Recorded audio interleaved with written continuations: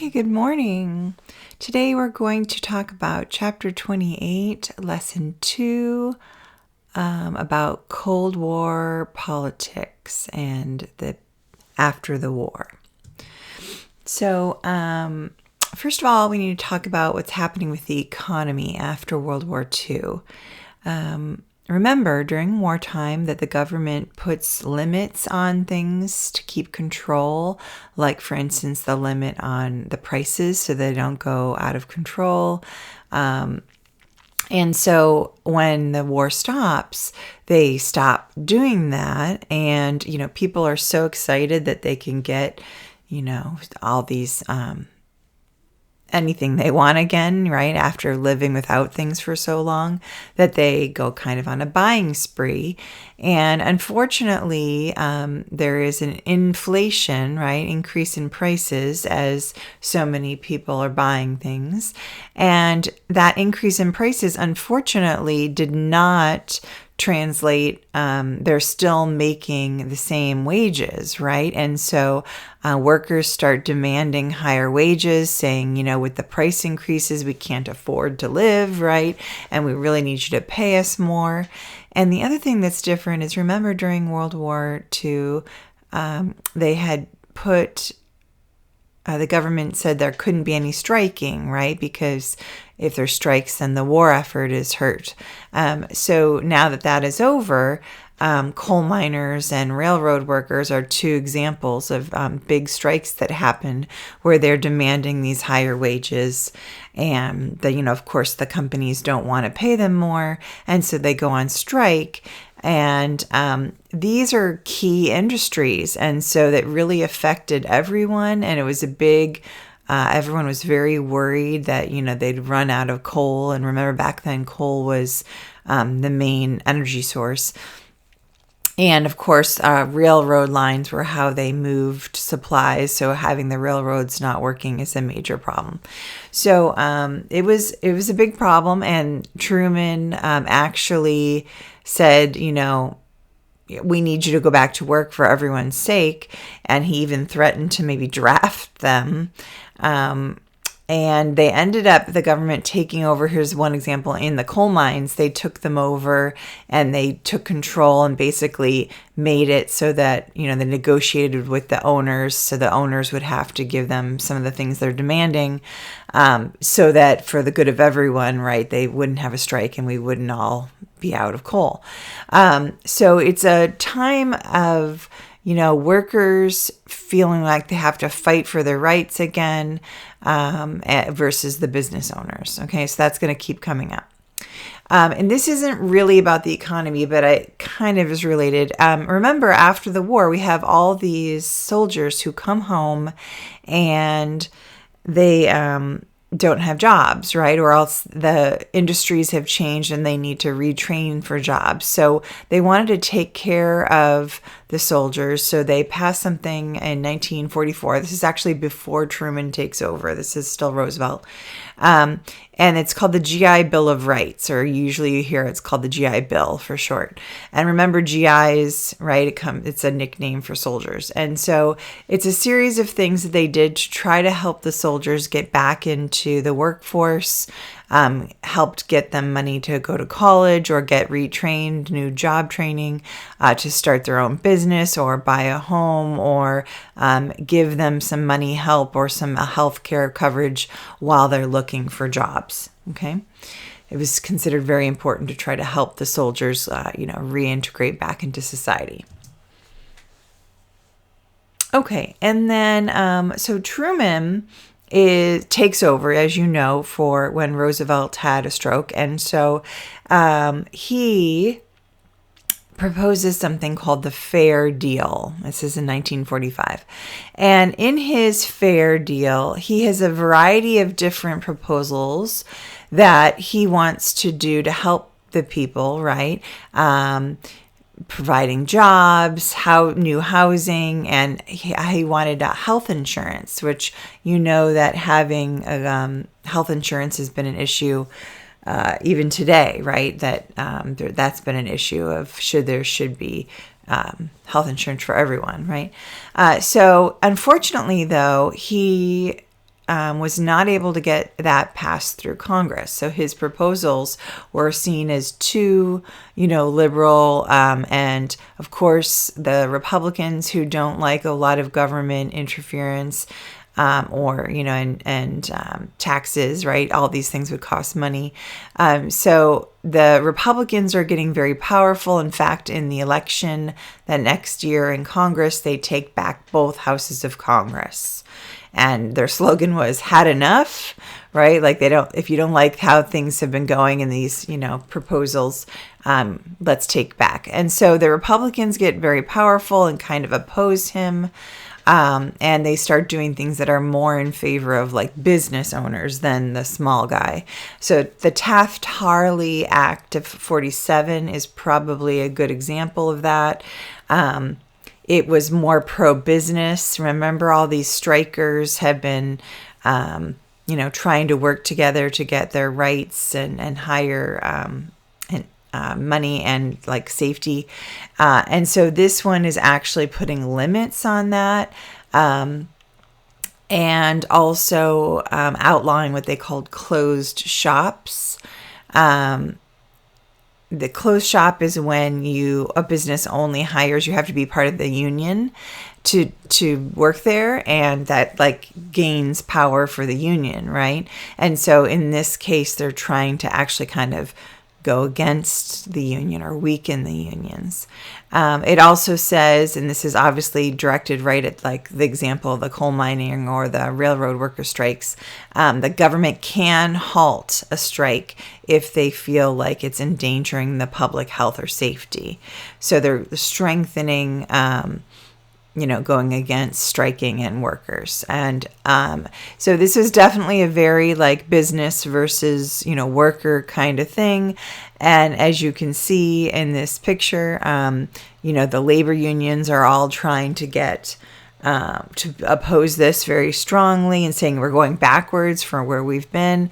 Truman did veto it because he realized, right, like he needs the labor unions and the workers on his side, but it didn't matter because Congress was so Republican that they were able to override his veto, and it passed anyway. Okay, so another thing so all that is something, the economic policies, the government, Truman and the Congress definitely disagreed on economic things, but they did agree that the federal government has actually gotten much bigger over the years since, the New Deal, all the New Deal programs and the war. And so they decide they need to have some like reorganization of the government and making it better. One of those is the National Security Act of 1947. In this, you'll recognize things that we have today. They combine the armed services under the Department of Defense. There's a National Security Council that would advise the president on foreign and military matters. That's still true today. All these are. They set up the Central Intelligence Agency. That one was a little bit controversial because Americans were worried that they were going to use spy on Americans.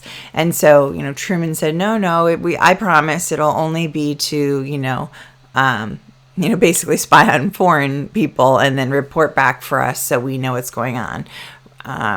So that's the birth of that. And of course, we do later have the FBI as a home one, right? But that's not here or there yet. And so it's election year 1948, and the Democratic Party is pretty much a mess. Truman, right, has been making these controversial decisions, and so quite a few people are not very happy with him. He's come out very publicly for civil rights for African Americans, which makes part of his own party mad. The southern states, there's many conservative Southerners who did not approve of, civil rights for African Americans. So they started their own party called the States' Rights Democratic Party, or better known as the Dixiecrats. And they nominated their own person they wanted to put up for president. South Carolina Governor Strom Thurmond.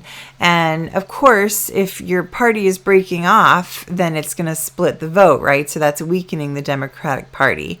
Also, then some liberal Democrats who didn't agree with things that Truman was doing, they started their own party, the Progressive Party, and they named their own candidate Henry Wallace to run. And he was very opposed to Truman's foreign policy. Specifically, he wanted American Soviets to work together better.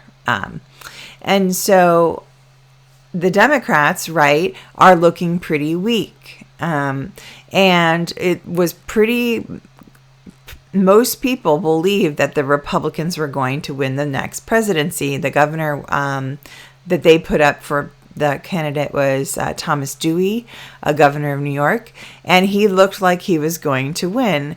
But Truman wasn't going to give up, so he went on this huge basically train trip across the country, and he did a zillion different speeches and was really trying to explain what was happening, and why he seemed like he wasn't getting much done was because the Congress kept rejecting his fair deal policies, and that's what was making him look weak. It's really, right, them opposing me. And he did a really good job, and they were shocked that after the votes were counted, he did win, and in fact, the Democrats also won in both houses of Congress, so that seemed to have been effective.